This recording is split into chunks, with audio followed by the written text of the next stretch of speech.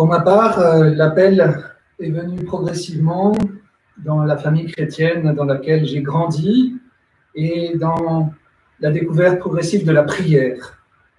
La prière a pris de plus en plus de place, nourrie par différentes choses, peut-être aussi par les blessures de ma famille, comme un grand désir d'être consacré à Jésus pour annoncer l'Évangile. L'adoration eucharistique a été comme le soleil de ma jeunesse. Et Jésus, en ce lieu privilégié, n'a cessé de m'attirer à lui. D'abord dans les sessions du renouveau à Paray-le-Monial l'été, où je passais une grande part de la journée en adoration et une grande part de la nuit. Et puis dans ma paroisse, où des adorations nocturnes notamment étaient proposées. Et je prenais mon petit vélo et je traversais toute la ville pour aller vivre ce temps d'adoration.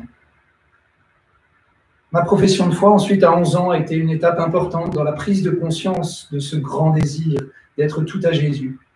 Quand je suis revenu à la maison, après cette retraite au bec et loin que j'avais faite, j'ai dit à mon papa, « Pourquoi tu t'es marié alors que l'amour de Dieu est si grand? Pourquoi tu ne lui as pas tout donné ?»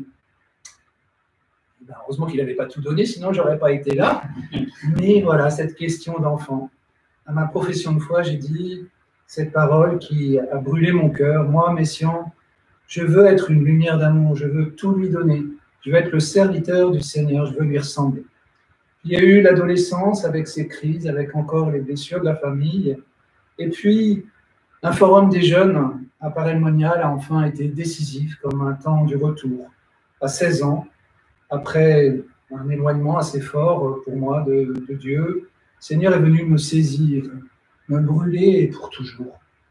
Les jeunes témoignaient avec une grande force et une joie rayonnante de leur rencontre de Jésus vivant, ressuscité, et de leur joie de vivre en sa présence toute leur journée.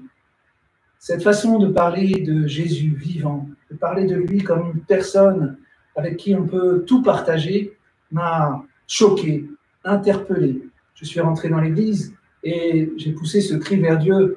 Pourquoi pas moi, Seigneur? Pourquoi j'ai pas vécu ça? Je te connais, je te prie, j'ai l'expérience de ta présence, mais toi, Jésus vivant, je ne te connais pas comme eux. Alors voilà, si tu existes, je veux te rencontrer, je veux te donner ma vie.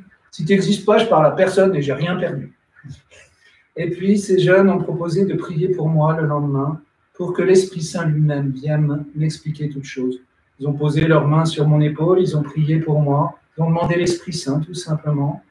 Et puis, voilà, j'ai pas eu de voix, j'ai pas eu de vision, mais un feu a saisi mon cœur.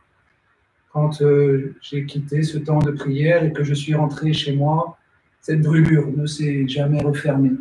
Pendant 3 ans, elle a été un feu dévorant. Et avec ce désir, plus fort que tout, d'être avec Jésus, de demeurer en sa présence et de l'annoncer partout. Alors après, il y a eu toutes sortes de péripéties qui m'ont finalement conduit au séminaire d'Orléans, où j'ai pu enfin, dans ce grand oui de l'ordination, dire oui à Dieu pour toujours. Et je rends grâce aujourd'hui.